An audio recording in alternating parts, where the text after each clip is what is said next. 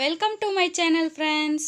இன்றைக்கி நம்ம ரதீஸ் கிச்சனில் ஒரு ரொம்பவே ஈஸியான ஒரு கட்லெட் ரெசிபியை தான் பார்க்க போகிறோம். வீடியோக்குள்ளே போகிறதுக்கு முன்னாடி நம்ம சேனலை சப்ஸ்கிரைப் பண்ணாதவங்க சப்ஸ்கிரைப் பண்ணிடுங்க. பக்கத்தில் இருக்கிற பெல் பட்டனையும் கிளிக் பண்ணிவிடுங்க. இப்போது நம்ம சோயா கட்லெட் செய்கிறதுக்கு தேவையான பொருட்கள் என்னென்னு சொல்லி பார்த்துருவோம். சோயா சங்க்ஸ், அதாவது மீல் மேக்கர். நான் 3 மணி நேரம் தண்ணியில் ஊற வச்சு தனியாக புழிஞ்சு எடுத்து வச்சுருக்கேன். ப்ரெட் ஒரு 10 துண்டு எடுத்திருக்கேன். உப்பு தேவையான அளவு, மிளகாத்தூள் 1 ஸ்பூன், சிக்கன் மசாலா 1 ஸ்பூன், கறி மசாலா 1 ஸ்பூன், இஞ்சி பூண்டு பேஸ்ட்டு 2 டேபிள் ஸ்பூன், மைதா ஒரு 4 டேபிள் ஸ்பூன். அப்புறம் உருளைக்கிழங்கு 2 உருளைக்கிழங்கு கட் பண்ணி வேக வச்சு எடுத்து வச்சுருக்கேன். அடுத்தது ஓட்ஸ்.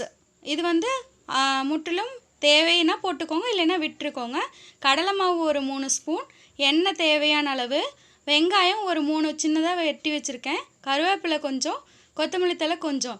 ப்ரெட்டில் இந்த ஓரங்கள் எல்லாம் கட் பண்ணிவிட்டு 4 பீசஸாக கட் பண்ணிக்கோங்க. 4 துண்டுகளாக வெட்டிட்டு மிக்ஸி ஜாரில் போட்டு எல்லா ப்ரெட்டும் ஒரு 10 ப்ரெட் பீஸ் எடுத்திருக்கேன். அது எல்லாத்தையும் நீங்கள் மிக்ஸி ஜாரில் போட்டு பவுடர் பண்ணி இந்த மாதிரி எடுத்து வச்சுக்கோங்க.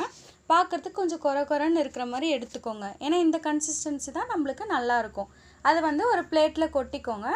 இப்போ நம்ம சோயா ஊற வச்சுருக்கோம் இல்லைங்களா, அதை நல்லா டைட்டாக இறுக்கி புழிஞ்சு தண்ணி சுத்தமாக இல்லாத மாதிரி எடுத்து மிக்ஸி ஜாரில் போட்டு நல்லா கொஞ்சம் குறைன்னு பேஸ்ட்டாக அரைச்சி எடுத்து வச்சுக்கோங்க. இது கொஞ்சம் குறைன்னு இருந்தாவே நல்லாயிருக்கும்.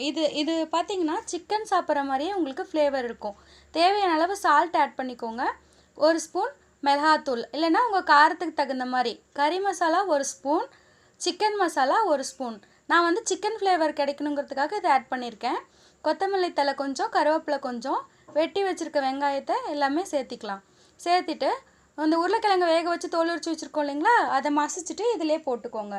இப்போ இஞ்சி பூண்டு விழுது 2 ஸ்பூன், நான் கடலை மாவு 3 ஸ்பூன் போட போகிறேன். இது ஒரு பைண்டிங் ஏஜென்ட் மாதிரி தான், உங்களுக்கு நல்லா ஒட்டி வரத்துக்காக தான் இதை ஆட் பண்ணுறோம். நல்லா மிக்ஸ் பண்ணிக்கோங்க. தேவைன்னா நீங்கள் தண்ணி தெளிச்சிக்கலாம். ஏன்னா சோயாலேயே ஏற்கனவே தண்ணி இருக்கிறதுனால நான் தண்ணி இதில் சேர்க்கலை. உங்களுக்கு தேவைன்னா இந்த மாதிரி ரவுண்டாக பிடிச்சி வச்சுக்கோங்க. அடுத்தது ப்ரெட் க்ரம்ஸ் நுணுக்கி வச்சுருக்கோம் இல்லைங்களா, அதில் ஓட்ஸை போட்டு நல்லா மிக்ஸ் பண்ணி வச்சுக்கோங்க. இப்போ 3 டேபிள் ஸ்பூன் நம்ம மைதா எடுத்துருக்கோம் இல்லைங்களா, அதில் கொஞ்சமாக சால்ட்டு போட்டு தண்ணி கொஞ்சமாக ஊற்றி கொஞ்சம் கூட கட்டி இல்லாமல் நல்லா இந்த மாதிரி கரைச்சி வச்சுக்கோங்க. நல்லா கரைச்ச பிறகு கொஞ்சம் தண்ணி இன்னும் நம்ம சேர்த்துக்கலாம். ஆனால் ஃபஸ்ட்டே தண்ணி சேர்த்துட்டிங்கன்னா கட்டி வந்துடும். நல்லா பிசைஞ்சிட்டு அடுத்தது கொஞ்சமாக தண்ணி சேர்த்து இந்த மாதிரி கன்சிஸ்டன்சி வர வரைக்கும் தண்ணி சேர்த்து கலந்து வச்சுக்கோங்க.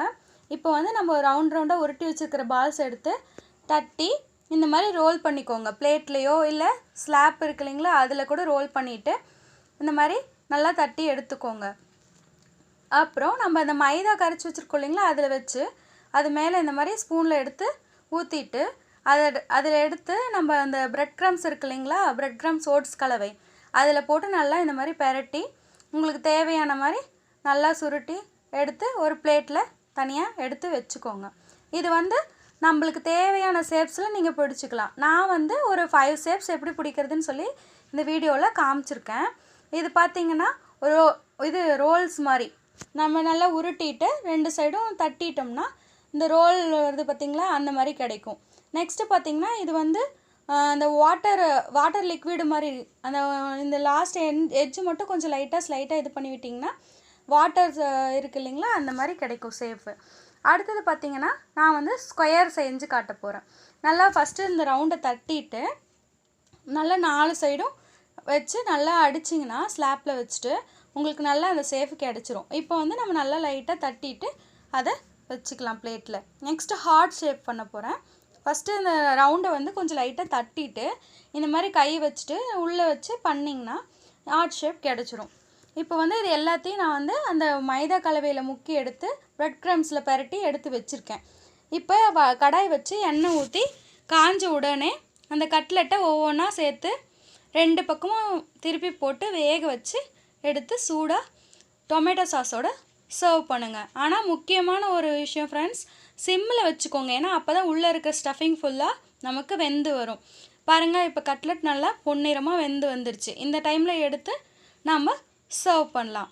இது டொமேட்டோ கெச்சப்போடு சர்வ் பண்ணி பாருங்கள். சாப்பிட டேஸ்ட்டாக இருக்கும் ஃப்ரெண்ட்ஸ். கண்டிப்பாக ட்ரை பண்ணி பார்த்துட்டு எப்படி இருக்குன்னு நீங்கள் கமெண்ட் பண்ணணும்.